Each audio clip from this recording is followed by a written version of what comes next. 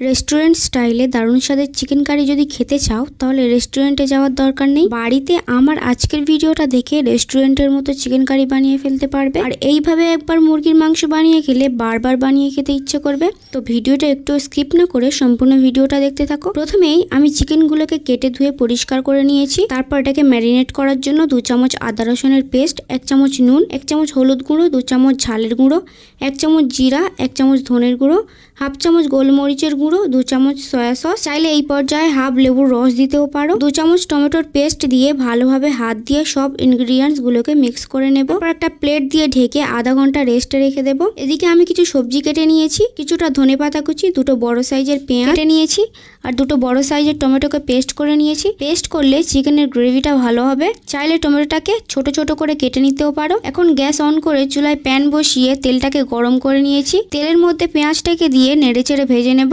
হালকা ভাজা হয়ে যাওয়ার পর 1 চামচ আদা রসুনের পেস্ট দিয়ে ভেজে নেব, আদা রসুনের কাঁচা গন্ধটা চলে যাওয়া পর্যন্ত। তারপর দিয়ে দেবো টমেটোর পেস্টটাকে আর ভালোভাবে নেড়ে চেড়ে টমেটোটাকে মিক্স করে নেব। টমেটো ভালোভাবে মেশানো হয়ে গেলে এর মধ্যে আমি 1 চামচ নুন দিয়ে দেব, হাফ চামচ হলুদ গুঁড়ো দিয়ে দেব, 1 চামচ ঝালের গুঁড়ো দিয়ে দেব, 1 চামচ ধনের গুঁড়ো, হাফ চামচ জিরার গুঁড়ো, হাফ চামচ গোলমরিচের গুঁড়ো, 2টো তেজপাতা দিয়ে ভালোভাবে সব মশলাগুলোকে নেড়েচেড়ে মিশিয়ে নেব আর লো ফ্লেমে ঢাকনা চাপা দিয়ে 2 মিনিট কুক করে নেব। প্রায় 2 মিনিট পর দেখবে যে মশলা থেকে তেলটা আলাদা হয়ে গিয়েছে, তখন আবার একটু মিক্স করে নেব। এখন আগে থেকে ম্যারিনেট করে রাখা চিকেনটাকে মশলার মধ্যে দিয়ে দেব আর ভালোভাবে সব একসঙ্গে মিক্স করে নেব। এই পর্যায়ে আমি হাফ কাপ নারকেল দুধ বা কোকোনাট মিল্ক দিয়ে দিলাম আর আবার সব একসঙ্গে মিক্স করে নেব। কোকোনাট মিল্ক না থাকলে টক দইও এখানে ইউজ করতে পারবে। এখন ঢাকনা দিয়ে ঢেকে মাংসটাকে সেদ্ধ করে নেব। প্রায় 20 মিনিট পর আমার মুরগির মাংসটা একদম সেদ্ধ হয়ে গিয়েছে। এই পর্যায়ে কেটে রাখা ধনেপাতা কুচিগুলো দিয়ে দেব আর লাস্টে 1 চামচ চিকেন মশলা দিয়ে দেব। তোমরা চাইলে গরম মশলাও ইউজ করতে পারবে। তারপর ভালো করে মিশিয়ে ঢাকনা দিয়ে ঢেকে একবার ফুটিয়ে নেব।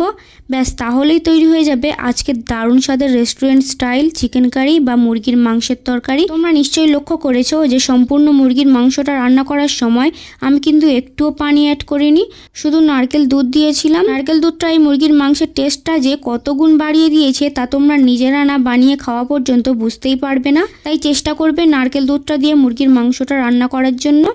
যদি না থাকে তাহলে গরুর দুধ বা প্যাকেট দুধ বা টক দইও ইউজ করতে পারবে।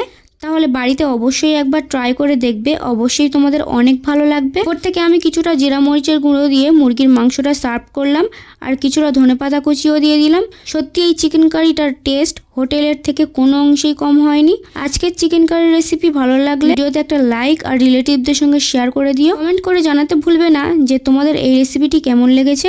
আর এখনও যদি আমার চ্যানেলে নতুন হও তাহলে আমার চ্যানেলটাকে সাবস্ক্রাইব করে রাখো যাতে পরবর্তী ভিডিওর আপডেট সবার আগে তোমার কাছে পৌঁছায়। দেখা হবে পরের কোনো ইউনিক রেসিপিতে। ততক্ষণে বাই বাই।